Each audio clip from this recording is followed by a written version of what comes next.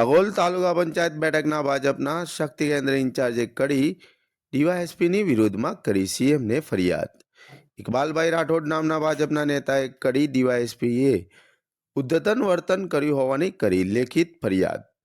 પાક સંરક્ષણ માટે હથિયાર લાયસન્સની અરજીની તપાસ માટે ગયેલા ઇકબાલભાઈ સાથે ઉદ્ધત વર્તનનો આરોપ.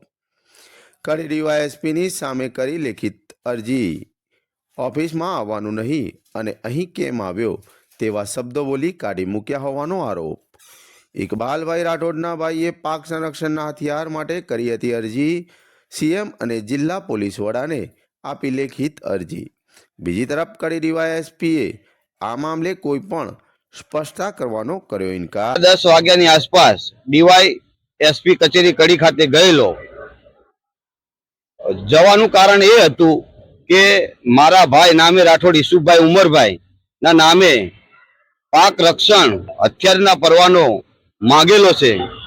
તેનું સ્ટેટસ જાણવા માટે હું ડીવાયએસપી ની કચેરી કડી ખાતે ગયેલો. હું 10:30 વાગે ગયેલો, પણ સાહેબ આવેલા ન હતા તો હું ત્યાં એમની વાટ જોઈને બેસેલો. સાહેબ 12 વાગ્યાની આસપાસ આવ્યા એટલે મેં અંદર ચિઠ્ઠી લખીને મોકલી. ચિઠ્ઠીની અંદર મેં કારણ લખેલું કે પાક રક્ષણ પરવાના માટે મળવું છે એવું લખેલું મેં અંદર. તો મને અંદર જતી વખતે બીજા અધિકારીએ મારો ફોન બહાર મુકાવેલો અને મને કીધું કે અંદર જાઓ. હું અંદર જતાની સાથે જ ડીવાયએસપી સાહેબ મારા પર ઉશ્કેરાઈ ગયા અને મને કીધેલું કે તમને કોણે કીધું છે કે અહીંયા તમારી ફાઇલ આવી છે? પહેલું એનું નામ મને જણાવો. એનું નામ મને જણાવો તો હું એને હાલ જ સસ્પેન્ડ કરી દઉં. પછી મેં સાહેબને કીધું કે સાહેબ એવું નથી, પણ મેં બાવલુ પોલીસ સ્ટેશનમાં તપાસ કરી. બાવલુ પોલીસ સ્ટેશનમાં તપાસ કરતા મને જાણવા મળેલ કે તમારી ફાઇલ કડી ડીવાયએસપી કચેરી ખાતે મોકલી આપેલ છે. તો હું તપાસ માટે આવ્યો છું, પણ તમને અહીંયા આવવાનું કોને કીધું? તમે ઓફિસમાં કેમ આવ્યા છો? એવું કહીને મને તતડાવવા માંડ્યા. બરોબર, મેં એમને સાહેબને કીધું કે સાહેબ હું તપાસ માટે આવ્યો છું અને બીજું કોઈ રીઝન નથી મારા અહીંયા આવવાનું. બરોબર, પણ મારા ભાઈનું અરજીનો પરવાનો છે અને તમારું એક જ અભિપ્રાય બાકી છે ખાલી ડીવાયએસપી સાહેબનો. તો અમારું કામ અટકી રહ્યું છે. પ્રાંત સાહેબે કીધું મને કે ખાલી ડીવાયએસપી સાહેબનો અભિપ્રાય બાકી છે, બીજા બધાનો અભિપ્રાય આવી ગયો છે. પણ તમારે અહીંયા આવવાનું કોને કીધું? તમારે અમારી ઓફિસમાં આવવાનું નહીં. બરોબર, અને જીને પણ કીધું એનું નામ લો મારી સામે તો હાલ જ હું એને સસ્પેન્ડ કરી દઉં.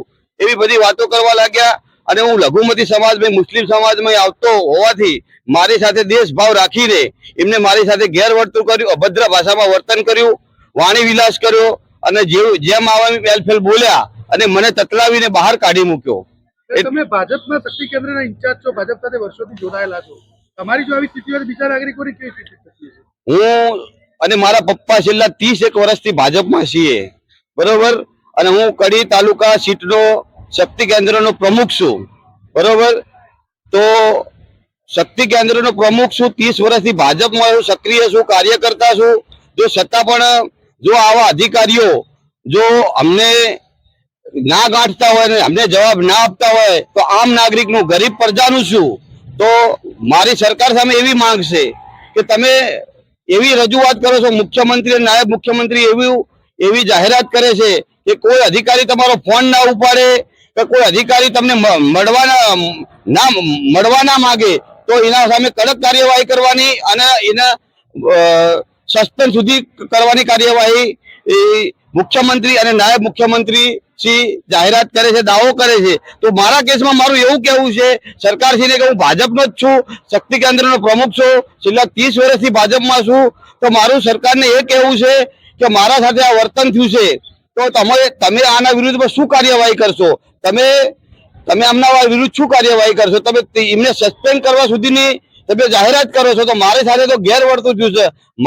હું મુસ્લિમ સમાજમાંથી આવું છું, લઘુમતી સમાજમાંથી આવું છું.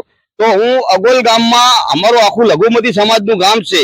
હું કાંટાળો તાજ લઈને હું અગોલની અંદર રહું છું. માથા ઉપર કાંટાળો તાજ લઈને હું અગોલની અંદર રહું છું અને પક્ષની સતત વફાદારી કરું છું.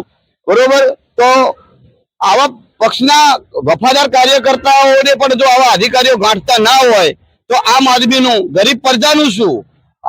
મારું એ સરકારને પ્રશ્ન છે, મારો સીએમ સાહેબને અને હર્ષ સંઘવી સાહેબને પણ મારો એ જ પ્રશ્ન છે કે જો અમે ભાજપના કાર્યકર્તા હોય, સક્રિય કાર્યકર્તા હોય અને ઇન્ચાર્જ અમે શક્તિ કેન્દ્રનું પ્રમુખ ખાસ છેલ્લા 10-15 વર્ષથી હું શક્તિ કેન્દ્રના બુથ લેવલનો પ્રમુખ છું, તો હું અગોલ સીટની તમામ જવાબદારી હું સંભાળું છું.